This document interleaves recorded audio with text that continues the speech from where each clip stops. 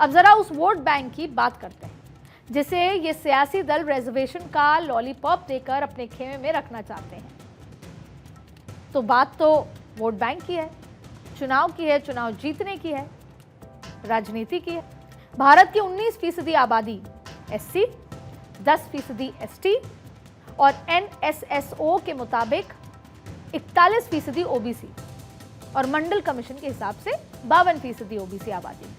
अब अगर कोई नेता या दल आरक्षण से छेड़छाड़ की बात करेगा तो इस वोट बैंक के खिसकने का डर है और यही वजह है कि हिंदुस्तान का कोई भी सियासी दल इस प्रावधान को चिमटे से भी छूना नहीं चाहता, इतनी जरूरत नहीं करता।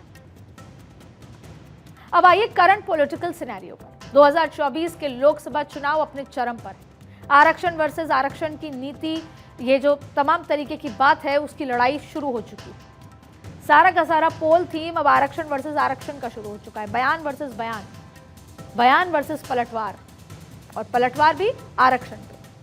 विपक्ष मुस्लिम वर्ग को आरक्षण की वकालत कर रहा है और उस समय जब तीसरे फेज का चुनाव चरम पर था, दोपहर में लालू प्रसाद यादव, जो अपने आप को मंडल कमीशन के मसीहा मानते हैं, उन्होंने मुसलमान आरक्षण की वकालत की और कहा पूरा का पूरा देना चाहिए। तो बीजेपी एससी, एसटी, ओबीसी को आरक्षण ना छीनने का भरोसा दे रही है और डरा भी रही है कि अगर वो आए तो क्या होगा।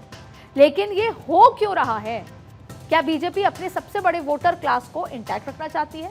उसी की कोशिश में है जाहिर तौर पे।